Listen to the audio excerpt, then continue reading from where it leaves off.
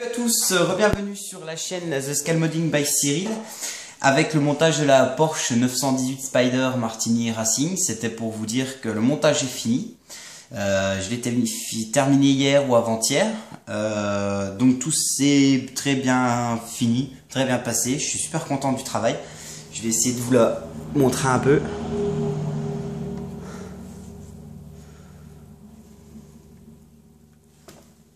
Hop là. Bon, c'est toujours galère au niveau pour filmer, mais bon, on fait toujours avec pour l'instant. Donc voilà, je vais montrer un peu plus en détail, j'irai de l'autre côté de l'appareil après.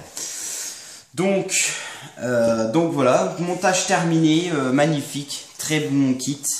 Tout s'est bien monté, à part un peu la carrosserie qui m'a un peu posé de problème au moment où il a fallu que je raccorde la carrosserie avec le châssis sans les pare-chocs. Alors je pense que j'aurais collé les pare-chocs en premier, je pense que j'aurais galéré encore plus. Donc, heureusement que je les ai fait à part. Au moment où je l'ai donc remise sur ses châssis, ça a été un peu galère, surtout au niveau du pare-choc arrière où il a fallu que je colle ici pour que ça s'intègre vraiment, parce que j'avais une largeur, enfin j'avais un petit jour quand même entre. Donc voilà, donc la dernière étape. Je sais plus où on en était d'ailleurs sur la vidéo, je sais plus si j'avais mis les phares, on va dire que j'ai mis les phares, pas en rouge clair, en rouge transparent. J'ai repassé un vernis sur tout ce qui est partie carbone, les rétroviseurs qui ont été chromés, je vais mettre de l'autre côté, on sera mieux. Voilà, tac. Donc les rétroviseurs qui ont été chromés, pas chromés, pardon, qui ont reçu une petite peinture en carbone. Je sais pas si la...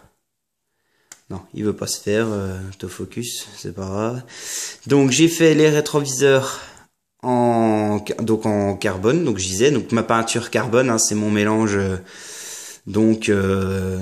comment dire, avec le noir brillant et puis un peu comment dire, de chrome, de peinture chrome dedans, un peu de peinture métallique dedans. Donc j'ai repassé un coup de vernis brillant aussi par dessus. La vitre a été faite avec les contours. Donc ce que j'ai fait, c'est que pour moi, pour les contours, alors c'est vrai que j'aurais pu faire, on va dire, j'aurais pu faire un peu de masque. En fait, mettre un masquage. Donc mettre une bande film de cache sur la vitre, de retailler ensuite pour laisser apparaître au critérium les traces pour couper, et ensuite on a un masque à l'intérieur, comme généralement tout le monde ce que fait. Ce que j'ai fait moi, c'est que j'ai pris un feutre indélébile, j'ai passé sur toutes les lignes, tous les parties noires à faire dessus, et ensuite donc en suivant le guide, j'ai repassé un coup de noir satiné dessus. Donc, bon, c'est pas trop mal. Qu'est-ce que j'ai recollé à la colle, donc au Craft Bon. Pour la vitre, c'est comme de la colle à bois, un peu transparente, j'avais parlé dans la précédente vidéo je crois.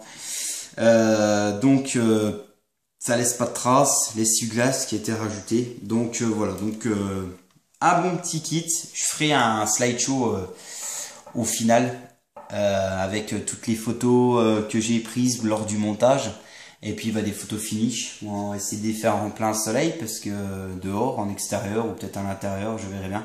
Parce que bon, en extérieur, ce serait pas mal, surtout qu'avec le temps qu'on a dans les Vosges, on va dire qu'on est servi en soleil. On va pas faire une version sur la neige, puisque ça risque pas d'arriver. Donc voilà, je suis super content. En plus, j'appréhendais sur un montage en blanc, parce que c'est vrai que les montages en blanc sont plus difficiles. S'il y a des parties à refaire en noir, comment dire, s'il y a trois petites erreurs, des fois ça arrive, on manipule un peu, voilà, ça laisse des petites traces, j'aime pas trop, mais du coup ça s'est super bien passé. J'ai pas d'impact, j'ai pas de, voilà, il y a peut-être 2-3 traces dessus parce que j'ai peut-être 2-3 poussières ou 2-3 petits trucs qui se sont mis dessus. J'ai pas mis le toit comme j'avais dit, parce que je préférais l'avoir dans ma vitrine en version ouverte, pour une fois que j'ai une cabriolet, on va dire, ça reste sympa. Donc voilà, donc je suis super content. J'en referai une, je pense, dans l'année. Donc pas la Martini version VSH. J'en referai une d'origine. Pareil, je pense avec jante noire. Enfin, je verrai bien sur la couleur. Je verrai bien aussi peut-être une version noire ou une version un peu plus un peu plus typé avec l'aileron replié cette fois-ci.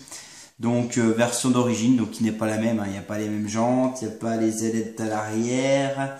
Qu'est-ce qu'on a d'autre aussi? Je sais plus ce qui est présent dedans, je crois qu'il y a une ou deux pièces à l'intérieur qui changent.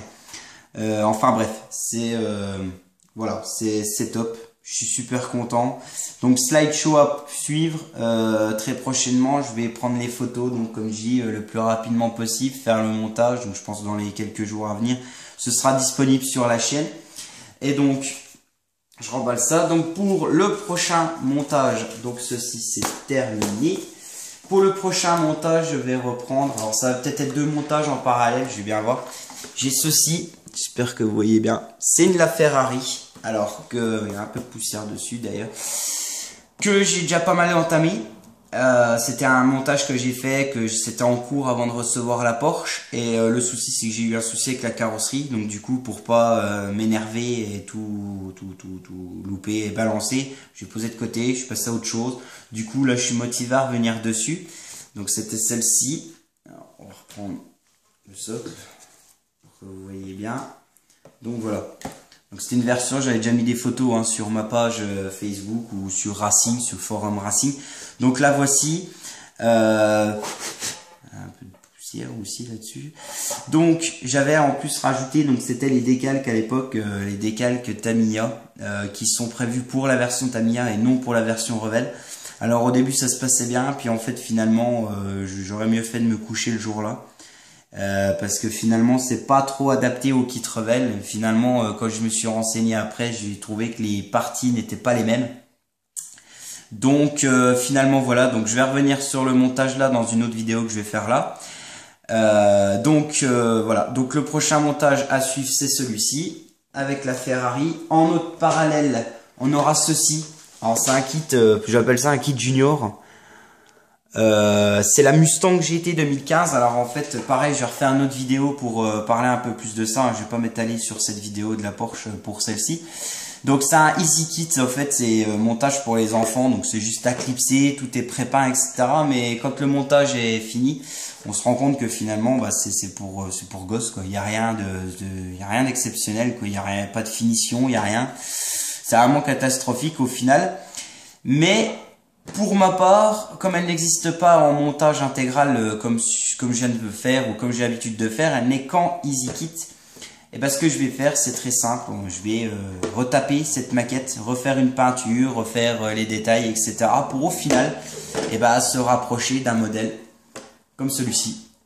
Donc pour voilà 3 fois rien, hein, ça coûte 10 balles hein, dans le commerce. Hein, c'est vraiment c'est un peu plus que la moitié du prix d'un kit normal.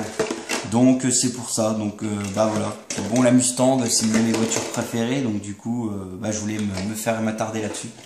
Et pour finir cette vidéo, donc c'était juste pour mon pote chez Vidéo Modeling qui suit mes vidéos, hein, qui les regarde, hein. Enfin bon, moi je regarde tout le temps les siennes, hein, je veux dire je suis fan de ce qu'il fait. Donc du coup c'était le Tamiya Models Magazine. Je sais pas si s'il l'achète ou si les gens l'achètent.